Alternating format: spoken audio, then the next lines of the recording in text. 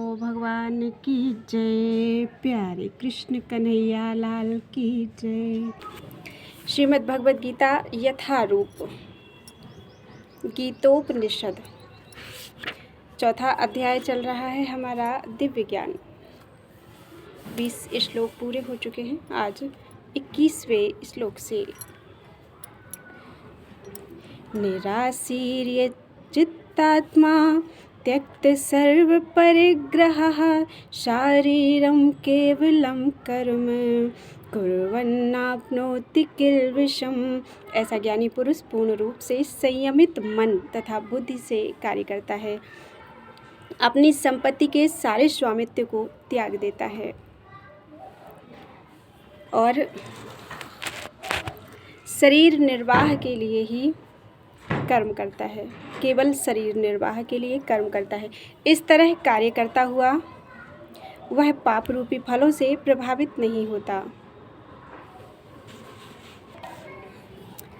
तात्पर्य: कृष्ण भावना भावित व्यक्ति कर्म करते समय कभी भी शुभ या अशुभ फल की आशा नहीं रखता। उसके मन तथा बुद्धि में पूर्णतया उसका मन और बुद्धि वश में होते हैं। वह जानता है कि वह परमेश्वर का भिन्न अंश है। अतः अंश रूप में उसके द्वारा संपन्न कोई भी कर्म ना होकर उसके माध्यम से परमेश्वर द्वारा संपन्न होता है। जब हाथ हिलता है तो यह स्वेच्छा से नहीं हिलता, अपितु सारे शरीर की चेष्टा से हिलता है। कृष्ण भावना भावित व्यक्ति भगवद इच्छा का अनुगामी होता है, क्योंकि उसकी निजी इंद्रिय तृप्ति की कोई कामना नहीं होती। वह यंत्र के पुर्जे की भांति हिलता डुलता है। जैसे भगवान हिलाते हैं वैसे यंत्र के एक पुर्जे की भांति हिलता डुलता है। जिस प्रकार रख रखाव के लिए पुर्जे को तेल और सफाई की आवश्यकता पड़ती है, उसी प्रकार कृष्ण भावना भावित व्यक्ति कर्म के द्वारा अपना निर्वाह करता है, जिससे वह भगवान की दिव्य प्रेमा भक्ति करने के लिए ठीक बना रहे। अतः वह अपने प्रयासों के फलों के प्रति निश्चेष्ट रहता है। पशु के समान ही वह उसका अपने शरीर पर कोई अधिकार नहीं होता। कभी कभी क्रूर स्वामी अपने अधीन पशु को मार भी डालता है तो भी पशु विरोध नहीं करता, ना ही उसे कोई स्वाधीनता होती है। आत्म साक्षात्कार में पूर्णतया तत्पर कृष्ण भावना भावित व्यक्ति के पास इतना समय नहीं रहता कि वह अपने पास कोई भौतिक वस्तु रख सके। अपने जीवन निर्वाह के लिए उसे अनुचित साधनों के द्वारा धन संग्रह करने की आवश्यकता नहीं रहती। अतः वह ऐसे भौतिक पापों से कलमशग्रस्त नहीं होता। वह अपने समस्त कर्म फलों से मुक्त रहता है।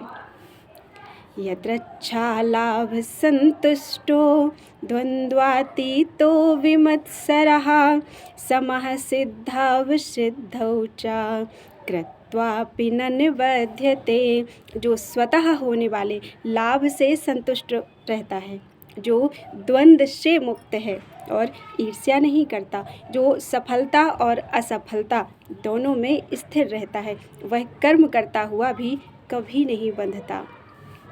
तात्पर्य: कृष्ण भावना भावित व्यक्ति अपने शरीर के निर्वाह के लिए भी अधिक प्रयास नहीं करता। वह अपने आप होने वाले लाभों से संतुष्ट रहता है। वह ना तो मांगता है और ना उधार लेता है, किंतु यथा सामर्थ्य वह सच्चाई से कर्म करता है और अपने श्रम से जो प्राप्त हो जाता है उसी से संतुष्ट रहता है। अतः वह अपनी जीविका के विषय में स्वतंत्र रहता है। वह अन्य किसी की सेवा करके कृष्ण भावनामृत संबंधी अपनी सेवा में व्यवधान नहीं आने देता, किंतु भगवान की सेवा के लिए वह संसार की द्वैतता से विचलित हुए बिना कोई भी कर्म कर सकता है। संसार की यह द्वैतता अर्थात गर्मी सर्दी अथवा सुख दुख के रूप में अनुभव की जाती है। कृष्ण भावना भावित व्यक्ति द्वैतता से परे रहता है। सुख है तो अच्छा है, दुख है तो अच्छा है, धूप है तो अच्छी है, छाया है तो अच्छा है, सब कुछ कृष्ण कृष्ण है। तो द्वैतता से परे रहता है। क्योंकि कृष्ण को प्रसन्न करने के लिए वह कोई भी कर्म करने में झिझकता नहीं है। अतः वह सफलता तथा असफलता में दोनों में ही संभव रहता है। ये लक्षण तभी दिखते हैं जब कोई दिव्य ज्ञान में पूर्ण स्थित हो। गत संगस्य मुक्तस्य ज्ञानावस्थित चेतसः यज्ञायाचरतः कर्म समग्रं प्रविलीयते। जो पुरुष प्रकृति के गुणों के प्रति अनासक्त है और जो दिव्य ज्ञान में पूर्णतया स्थित है, उसके सारे कर्म ब्रह्म में लीन हो जाते हैं। तात्पर्य, पूर्ण रूपेण कृष्ण भावना भावित होने पर मनुष्य समस्त द्वंद्वों से मुक्त हो जाता है और इस तरह भौतिक गुणों की कलमश से भी मुक्त हो जाता है। वह इसीलिए मुक्त हो जाता है क्योंकि वह कृष्ण के साथ अपने संबंध की स्वाभाविक स्थिति को जानता है। फलस्वरूप उसका चित्त कृष्ण भावनामृत से विचलित नहीं होता। अतएव वह जो कुछ भी करता है वह आदि विष्णु कृष्ण के लिए होता है। अतः उसका सारा कर्म यज्ञ रूप होता है, क्योंकि यज्ञ का उद्देश्य परम पुरुष विष्णु अर्थात कृष्ण को प्रसन्न करना है। ऐसे यज्ञमय कर्म का फल निश्चय ही ब्रह्म में विलीन हो जाता है और मनुष्य को कोई भौतिक फल भोगना नहीं पड़ता। ब्रह्मार्पणं ब्रह्म हविर्ब्रह्माग्नौ ब्रह्मणाहुतं ब्रह्मैव तेन गन्तव्यं ब्रह्म कर्म समाधिना। जो व्यक्ति कृष्ण भावनामृत में पूर्णतया लीन रहता है, उसे अपने आध्यात्मिक कर्मों के योगदान के कारण अवश्य ही भगवत धाम की प्राप्ति होती है, क्योंकि उसमें हवन आध्यात्मिक होता है और हवि भी आध्यात्मिक होती है। तात्पर्य, यहाँ इसका वर्णन किया गया है कि किस प्रकार कृष्ण भावना भावित कर्म करते हुए अंततो गत्वा आध्यात्मिक लक्ष्य प्राप्त होता है।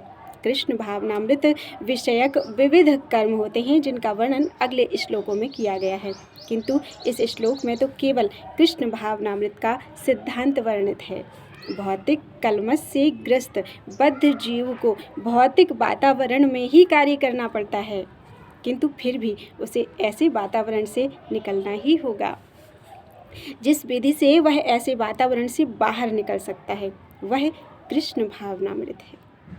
उदाहरण के लिए, यदि कोई रोगी दूध की बनी वस्तुओं के अधिक खाने से पेट की गड़बड़ी से ग्रस्त हो जाता है तो उसे दही दिया जाता है। दही किससे बनता है? वो भी दूध से ही बनता है।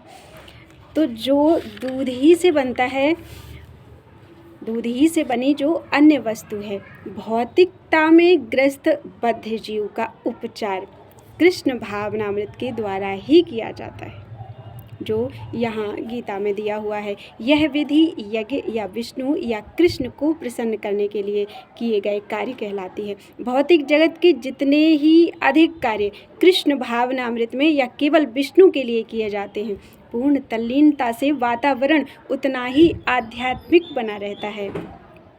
ब्रह्म शब्द का अर्थ है आध्यात्मिक। भगवान आध्यात्मिक हैं और उनके दिव्य शरीर की किरणें ब्रह्म ज्योति कहलाती हैं। यही उनका आध्यात्मिक तेज है। प्रत्येक वस्तु इसी ब्रह्म ज्योति में स्थित रहती है, किंतु जब यह ज्योति माया या इंद्रिय तृप्ति द्वारा आच्छादित हो जाती है तो यह भौतिक ज्योति कहलाती है। यह भौतिक आवरण कृष्ण भावनामृत द्वारा तुरंत हटाया जा सकता है। अतएव कृष्ण भावनामृत के लिए अब अर्पित हवि, ग्रहणकर्ता, हवन, होता तथा फल, ये सब मिलकर ब्रह्म या परम सत्य है। माया द्वारा आच्छादित परम सत्य पदार्थ कहलाता है। जब यही पदार्थ परम सत्य के निमित्त प्रयुक्त होता है तो इसमें फिर से आध्यात्मिक गुण आ जाता है। कृष्ण भावनामृत मोहजनित चेतना को ब्रह्म या परमेश्वरोन्मुख करने की विधि है। जब मन कृष्ण भावनामृत में पूरी तरह निमग्न रहता है तो उसे समाधि कहते हैं। ऐसी दिव्य चेतना में संपन्न कोई भी कार्य यज्ञ कहलाता है। आध्यात्मिक चेतना की ऐसी स्थिति में होता, हवन, अग्नि, यज्ञकर्ता तथा अंतिम फल, यह सब ब्रह्म में एकाकार हो जाता है। यही कृष्ण भावनामृत की विधि है। जब हम अपने लिए भोजन बनाते हैं तो वो भोजन कहलाता है, और जब हम कृष्ण के लिए बनाते हैं तो वो प्रसाद बन जाता है। देवमेवापरे यज्ञं योगिनः पर्युपासते ब्रह्माज्ञापरे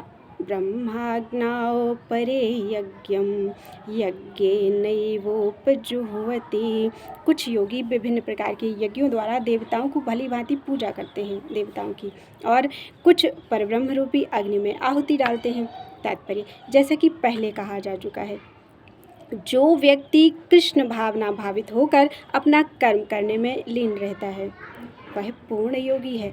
किंतु ऐसे भी मनुष्य हैं जो देवताओं की पूजा करने के लिए यज्ञ करते हैं, और कुछ परम ब्रह्म या परमेश्वर के निराकार स्वरूप के लिए यज्ञ करते हैं। इस तरह यज्ञ की अनेक कोटियां हैं। विभिन्न यज्ञकर्ताओं द्वारा संपन्न यज्ञ की ये कोटियां केवल बाह्य वर्गीकरण हैं। वस्तुतः यज्ञ का अर्थ है भगवान विष्णु को प्रसन्न करना, और विष्णु को यज्ञ भी कहते हैं। विभिन्न प्रकार के यज्ञों को दो श्रेणी में रखा जा सकता है। सांसारिक द्रव्यों के लिए यज्ञ, जिसे द्रव्य यज्ञ कहेंगे, तथा दिव्य ज्ञान के लिए किए गए यज्ञ अर्थात ज्ञान यज्ञ। जो कृष्ण भावना भावित हैं उनकी सारी भौतिक संपदा परमेश्वर को प्रसन्न करने के लिए होती है, किंतु जो किसी क्षणिक भौतिक सुख की कामना करते हैं वे इंद्र, सूर्य आदि देवताओं को प्रसन्न करने के लिए अपनी भौतिक संपदा की आहुति देते हैं। किंतु अन्य लोग जो निर्विशेषवादी हैं वे निराकार ब्रह्म में अपने स्वरूप को स्वाहा कर देते हैं। देवतागण ऐसी शक्तिमान जीवात्माएं हैं जिन्हें ब्रह्मांड को ऊष्मा प्रदान करने, जल देने तथा प्रकाशित करने जैसे भौतिक कार्यों की देखरेख के लिए परमेश्वर ने नियुक्त किया है। जो लोग भौतिक लाभ चाहते हैं वे वैदिक अनुष्ठानों के अनुसार विविध देवताओं की पूजा करते हैं। ऐसे लोग ब्रह्मीश्वरवादी कहलाते हैं। किंतु जो लोग परम सत्य के निर्गुण स्वरूप की पूजा करते हैं और देवताओं के स्वरूप को अनित्य मानते हैं वे ब्रह्म की अग्नि में अपने आप की ही आहुति दे देते हैं,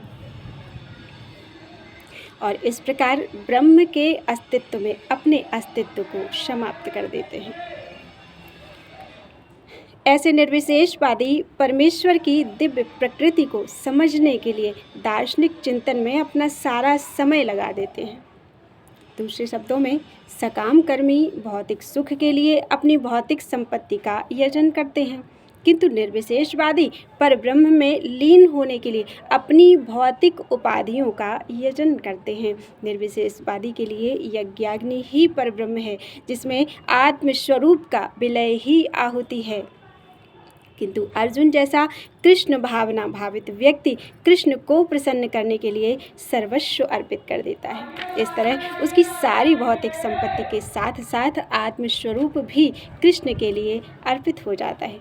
वह परम योगी है, किंतु उसका पृथक स्वरूप नष्ट नहीं होता। 5 दोहे हो गए हैं। आज के लिए इतना ही। बोलो वृंदावन बिहारी लाल की जय।